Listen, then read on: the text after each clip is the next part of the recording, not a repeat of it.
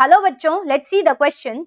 Which one of the following phyla is correctly matched with its two general characteristics? So name of four phyla with two characters each are given and we have to choose the right match. So let's see the options.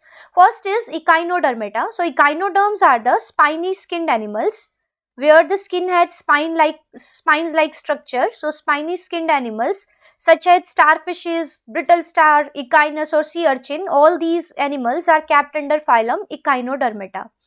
And they have pentamerous radial symmetry, so this is very much true because as you see in case of starfishes, the body has 5 arms, and in brittle stars they also have 5 arms in the body, and the body can be divided into 2 equal halves by 5 planes which are passing through the center. So such a symmetry where the body can be divided into 2 equal halves by 5 planes which are passing through the center. So such a symmetry is called pentamerous. So this is right.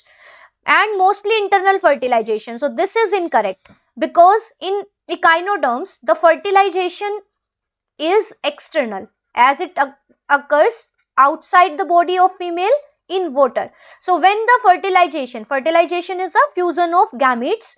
So the male and female gametes are discharged in water where they are fused. So fertilization is occurring outside the body of female in external medium.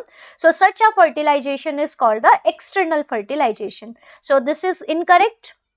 Now the second is mollusca, and mollusca are the animals with soft skin, and these are generally covered with a shell which is made of calcium carbonate.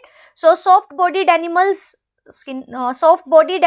are kept in this phylum where the body is divided into a head which is on the anterior side, then on the dorsal side there is a hump having all the viscera, and on the ventral side there is a muscular foot like structure for locomotion.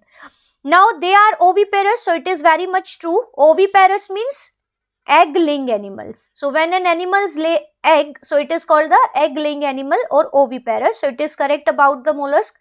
And the development through a trophophore or veliger larva. So development in molluscans is both direct, means without involving a larval stage, or indirect. Most of the molluscans have indirect development where the larva is formed, and in molluscans 2 types of larvae are found, and these are the trophophore larva.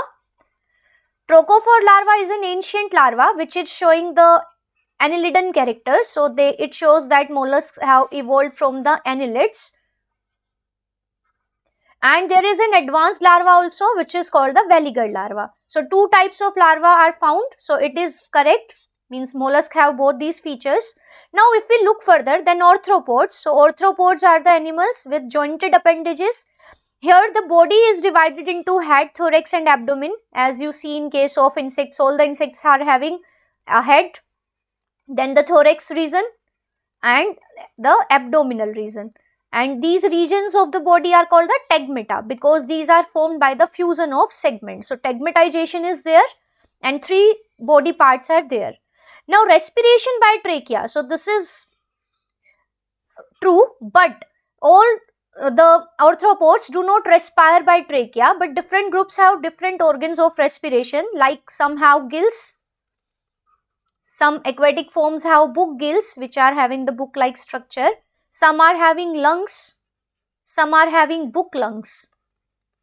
So note trachea means trachea are the respiratory organs in insect, but other arthropods are having different types of respiratory organs. And also the head, thorax and abdomen show fusion. If in some, such as in crustaceans, the head and thorax are fused to form the cephalothorax. In some case thorax and abdomen are fused. So here the fusion is there. So it is incorrect because not the trachea are the respiratory organ, but also some other organs are also found in for respiration. Then the next is chordata. So chordates are the animals which are having a rod-like structure. This rod-like structure is called notochord. So notochord is a rod-like, flexible structure which is present on the dorsal side of the body. So at any stage of the life, there is this notochord, so this is true. But there are separate anal and urinary openings to outside. So this is not correct, because as you see in case of amphibians, in amphibians, there are no separate openings for the anus and urinary openings, but they three openings open into a common chamber, and these three are the genital parts, means the genital duct open into the cloaca, then the urinary system opens into the cloaca, and the undigested waste is also discharged into the cloaca. So it may be condition that these two are not separate, so this is also discarded. So the only right match here is option B. So it is the right answer. I hope this explanation is helpful. All the best.